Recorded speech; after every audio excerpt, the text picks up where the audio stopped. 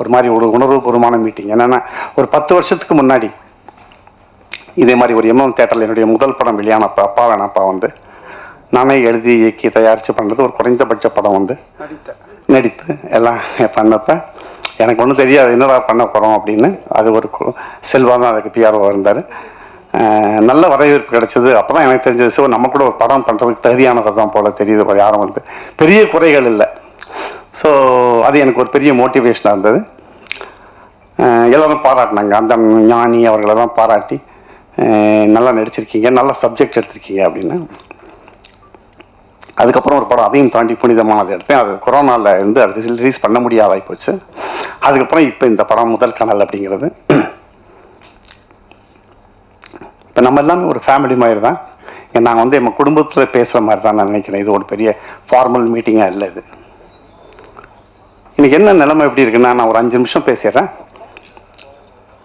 எனக்கு வந்து இந்த மீட்டிங்ல இருந்து இந்த 10ஆம் தேதி ரிலீஸ் பண்ணுற டே வரைக்கும் இந்த படம் வந்து எந்த தியேட்டரில் வரப்போகுது, எந்த ஊரில் இருக்க போகுதுன்னு தெரியாது. அதாவது ஒரு தயாரிப்பாளரை நான் முதல் படம் எடுத்தது 10 லட்ச ரூபாயில் எடுத்தேன். அடுத்த தயாரிப்பாளருக்கு கதை சொல்லி வாங்க சார் உங்களுக்கு ஏதாவது கிடைக்கும்னு கூட்டு வர்றதுக்கான தைரியம்லாம் போயிடுச்சு. இப்போ ஏன்னா சினிமாவில் ஒரு 8 கூட இல்லாத மாதிரி போயிடுச்சு. இப்போ இந்த பார்க்குறப்ப என்னடா அவரை மாற்றி விட்டோமோ அப்படின்னு ஒரு ஃபீல் இருக்குது. ஏன்னா அவர் அவ்வளோ கஷ்டப்படுறார். குறைந்தபட்சம் தான் என்னென்னா, நம்ம பிஆர்ஓ சொல்கிறப்ப சரி கூப்பிடுங்க சார், யார் வருவாங்க, எந்த ரிவ்யூஸ்லாம் வருவாங்க சார் அப்படின்னா, அந்த படத்துக்கெல்லாம் அவ்வளோதான் வரமாட்டாங்க சார், வந்தாலும் எழுத மாட்டாங்க சார்ன்ற லெவலுக்கு. ஏன்னா பெரிய படம் எங்கே போனாலும் பெரிய படம் தாங்க. பெரிய படம் என்னன்னு தெரியல சார். சின்ன படங்கிற சப்ஜெக்டா இல்லை பெரிய படம்ங்கிறது என்னன்னு தெரியல. நமக்கு யாருமே படம் பார்க்குறதுக்கு இஷ்டப்படல. யாரும் நடிச்சிருக்கா, எவ்வளோ பட்ஜெட்டு, பெரிய பட்ஜெட் படங்கள் எல்லாமே இப்போ இந்த வரைக்கும் ஜூனில் 120 படத்தில் 4-5 படம் தான் ஹிட் ஆகிருக்கு. பணம் திரும்பி வந்திருக்கு. ஸோ அப்படிப்பட்ட ஒரு சினிமா வந்து இறந்து போன நிலையில் தான் நம்ம இன்னைக்கு இருக்கோம். அப்படி இருக்கிற நிலையில் இந்த மாதிரி ஒரு ப்ரொடியூசர் போத்திராஜி வந்து நான் வந்து ரொம்ப வணக்கத்துக்கு சொல்லிக்கிறேன். ஏன்னா இவர் நம்மள மாதிரி ஒரு இன்ஸ்டியூட்டில் படிச்சுட்டு ஒரு டப்பிங் ஸ்டுடியோ நடத்திட்டு இருக்காரு. ஏதோ நான் சொன்ன கதையை அவர் ஏதோ நம்பி பல லட்சங்களை போட்டிருக்காரு. நான் இறைவனை வேண்டுறேன் அவருக்கான பணம் வந்ததுக்காக அதை கிடைக்கணுங்கிறது. ஏன்னா ரொம்ப கஷ்டம். தைரியமாக தான் இந்த இன்னைக்கு வரைக்கும் கியூப்லேருந்து இங்கே வருதான்னு தெரியாத அளவுக்கு நாங்கள் வந்து ஒர்க் பண்ணிக்கிட்டு இருக்கோம். அந்த காலத்தில் ஒரு படம் நாங்கள் எடுத்திருக்கோம். நான் வந்து 1999 என்னுடைய முதல் படம் உதவி இயக்குனரா நான் நீங்கந்தர் மாவட்டத்தில் ஒர்க் பண்ணதுலேருந்து இந்த 30-26 வருஷத்தை பார்த்தா கம்ப்ளீட்டாக மாறிடுச்சு.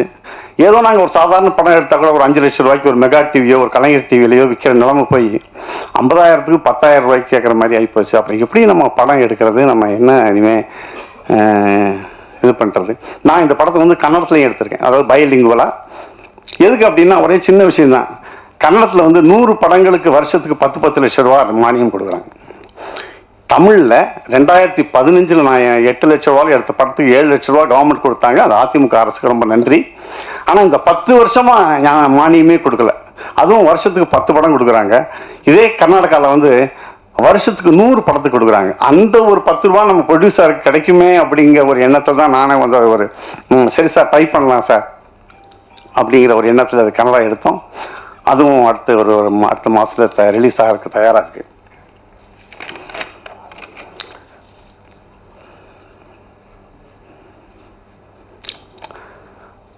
எங்களுக்கு எந்த ஆதரவும் இல்லாத நிலையில் நாங்கள் வந்து ஒரு கதையை நம்பி தான் இந்த படத்தை எடுத்திருக்கோம். ஒரு நேர்மையான ஒரு கதை, அது சொசைட்டிக்கு தேவையான்னு நாங்கள் நினச்சிட்டு இருக்கோம். நீங்கள் பாருங்கள், எங்களுக்கு வேறு எந்த ஆதரவும் இல்லாத நிலையில் நீங்கள் எங்கள் படத்தை பற்றி ஒரு நல்ல விஷயமாக எழுதி அந்த மக்களை பார்க்க வைக்கணும் அப்படிங்கிறத நான் உங்களை பணிவன்புடன் கேட்டுக்கிறேன். ரொம்ப நன்றி. ஒரு பையன் வந்து ஒரு நல்ல குடும்பத்தில் இருக்கிற பையன் ஒரு போதை பழக்கத்தினால் எப்படி தன் வாழ்க்கையை இழக்கிறான் அப்படிங்கிறது, அது அந்த லைனை சொன்ன அதுக்கு தான் இந்த கதையை எடுத்துருக்கோம். என்னோட முதல் படம் வந்து ஒரு குடியினால் ஒரு குடும்பம், ஒரு நல்ல மனிதன் எப்படி வீணாக போகிறான், அவன் எப்படி திருந்தினான்ங்கிறத நான் எடுத்தேன். இப்போ இந்த படம் வந்து ஆக்சுவலி அதை போகிறப்ப தான் நான் பார்த்தேன், ரீஹாப் சென்டரில் 15 வயசு 16 வயசு பசங்க எவ்வளோ பேர் அப்படியே படுத்து கிடப்பாங்க. அப்பா அம்மாலாம் விட்டுட்டு போயிடுவாங்க. எனக்கு தெரிஞ்ச ஒரு ப்ரொஃபஸர், அப்பா ப்ரொஃபஸர் அம்மா ப்ரொஃபஸர், அவங்க சொல்லுவாங்க, இந்த பையனை வேணாம் சார், மாதம் 1 லட்ச ரூபா கொடுக்குறோம், இவன் இங்கேயே செத்து போகட்டுன்ற வார்த்தையை நான் காதலாக கேட்டிருக்கேன். அப்போ தான் நினச்சேன், சரி நம்ம இந்த ஒரு படத்தை பண்ணுவோமே அப்படின்னு அப்போ தோணுன விதை தான் இந்த படத்தை பண்ணியிருக்கோம். நீங்கள் படத்தை பாருங்கள். இந்த குறைந்தபட்சத்தில் எங்களால் முடிஞ்ச வரையில் இந்த படத்தில் 1000 குறைகள் இருக்குது எங்களுக்கு தெரியும். இப்படிலாம் ஃபினான்ஷியனால் வந்த குறை. ஆனால் எங்களால் முடிந்த வரைக்கும் அந்த படத்தை நல்லா பண்ணியிருக்கோம். அந்த குறைகளை விட்டு அது என்ன நல்ல விஷயங்கிறத கொஞ்சம் எழுதுங்க. அதை வந்து மக்கள்கிட்ட கொண்டு போவாங்கிறது நான் பணிவுடன் கேட்டுக்கிறேன். தேங்க்யூ. அடுத்து ப்ரொடியூசர் போத்திராஜ் சார். நம்மளோட சொசைட்டியே ரொம்ப ஸ்பாயில் பண்ணிட்டு இருக்கு, பர்டிகுலராக ஸ்டூடெண்ட்ஸ். ஸோ அதை பேஸ் பண்ணி சார் சொன்னார். ஸோ நாங்கள் ஃபைனான்ஷியலாக ஸ்ட்ரகிளில் நம்ம கடன் வாங்கல, இன்னும் படம் பண்ணல, சேஃப் ஜோனில் தான் படம் பண்ணோம். நல்லா தான் பண்ணியிருக்கோம்.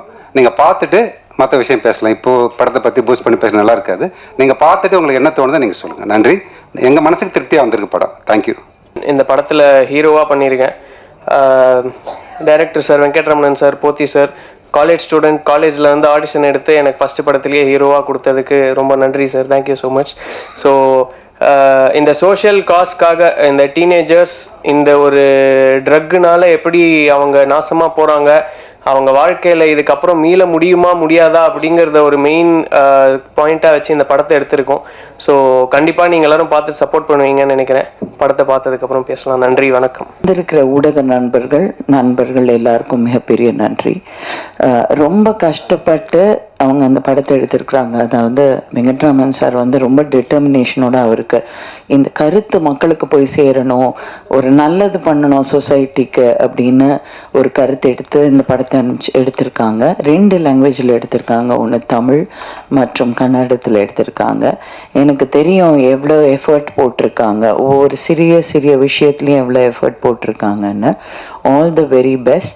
அது கண்டிப்பாக மக்களுக்கு பிடிக்கும். சின்ன பட்ஜெட்டாக இருந்தாலும் ஒரு நல்ல கதை, நல்ல மெசேஜ் இருந்ததுன்னா அது எல்லாருக்கும் பிடிக்கும். ஒன்று இப்போ இருக்கிற படங்கள், சிறை மாதிரி படங்கள் ப்ரூவ் பண்ணியிருக்கு. அந்த மாதிரி பெரிய வெற்றி அடைய இந்த படக்குழுவினரை வாழ்த்துக்கிறேன். கண்டிப்பாக பார்த்துட்டு உங்களுக்கு என்ன தோணுதோ கண்டிப்பாக நன்றாகத்தான் தோன்றும். நீங்கள் நல்லபடியாக எங்களுக்கு எழுதி எங்களுக்கு மக்களை வந்து தியேட்டருக்கு கூட்டிகிட்டு வர வேண்டியது உங்கள் கடமைன்னு உங்களை ரிக்வெஸ்ட் பண்ணிக்கிறேன். தேங்க்யூ. பெரிய படங்கள் சொல்லாத கருத்தை எங்களுடைய சின்ன படம் சொல்கிறீங்கனால அது அந்த சின்ன படத்தில் உங்கள் அந்த கருத்தை நாங்கள் நல்லா வலியுறுத்தி சொல்லியிருக்கோம். தைரியமாக சொல்லிடுறோம்.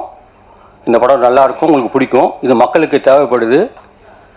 நீங்கள் படம் பாருங்கள், பார்த்துட்டு எழுதுங்க, பேசுங்க. நன்றி. இதுதான் என்னோட முதல் படம்.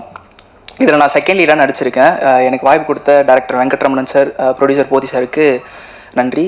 அண்ட் என் கூட நடித்த கோ ஆர்டிஸ்ட் அண்ட் க்ரூ மேட்ஸுக்கு ரொம்ப நன்றி. அண்ட் அப்பா அம்மாவுக்கு நன்றி. இந்த படத்தில் டீனேஜர்ஸ் வந்து ட்ரக்னால் அவங்களோட எதிர்கால வாழ்க்கையும் அதை தாண்டி சமுதாயம் எவ்வளோ அவங்களால எவ்வளோ பிரச்சனை சந்திக்குது அப்படின்றத பேஸ் பண்ணி எடுத்திருக்கிற படம். எங்களோட எல்லா முயற்சி போட்டு பண்ணியிருக்கோம். உங்களுக்கு பிடிக்கும்னு நம்புகிறேன். பாருங்கள். நன்றி. இங்கே வந்திருக்க எல்லாருக்கும் ரொம்ப நன்றி. ஃபஸ்ட்டு நான் ப்ரொடியூசர் சாருக்கும் டைரக்டர் சாருக்கும் என்னோட நன்றியை தெரிவிச்சிருக்கேன். இந்த படம் வந்து பார்த்திங்கன்னா ஒரு 2024 ஆரம்பிச்சது. ஃபஸ்ட்டு ஒரு அண்ணன் வந்து இந்த மாதிரி எனக்கு தெரிஞ்ச ஒரு டேரக்டர் ஒருத்தர் படம் பண்ண பாரு, நீ போய் அவளை போய் பாரு அப்படின்னு சொல்லிட்டு சொன்னார். அப்போ தான் ஃபஸ்ட்டு நான் வந்து ஜனவரி மாதம் 2024 சாரை மீட் பண்ணேன். போயிட்டு சரி அவர் பெருசாக எதுவும் கேட்கல, ஒரு சின்னதாக ஒரு வீடியோ ஒரு ஆடிஷன் மட்டும் பண்ண சொன்னார். ஓகே அதை பண்ணி முடிச்சுட்டு அவர் உடனே செலக்ட் பண்ணிட்டாரு. படம் வந்து 2024 ஜூலை மாதம் அப்போது கூப்பிட்டுட்டு திடீர்னு அவர் ஆஃபீஸுக்கு போகிறதுக்கு முன்னாடி, ஷூட்டுக்கு போகிறதுக்கு முன்னாடி 2 நாள் முன்னாடி ஃபுல்லாக அங்கேயே ரிஹர்சல் வச்சு தமிழ் கன்னடம் அவர் வீட்டிலே 2 நாள் தங்கி அவர் கூட சேர்ந்து சாப்பிட்டு எல்லாருமே நல்லா ரொம்ப ஜாலியாக போச்சு. ப்ரொடியூசர் சாரும் ரொம்ப ரொம்ப நன்றி. ஏன்னா ஃபுல்லாக இதில் நடித்தவங்க எல்லாருமே பார்த்தோன்னா புதுமுகம், 5 பேருமே புதுமுகம். இப்போ வந்து பெரிய படம் பார்த்திங்கன்னா எந்த ஒரு ப்ரொமோஷனும் தேவையில்ல, சின்ன படத்துக்கு நீங்கள் தான் சப்போர்ட் பண்ணோம். உங்களை நம்பி தான் நாங்கள் வந்து இதை பார்க்க வைக்கிறோம். எல்லாரும் ரொம்ப பார்த்துட்டு நல்ல இதுவாக எழுதுங்க கருத்துக்களை. ரொம்ப நன்றி. தேங்க்யூ.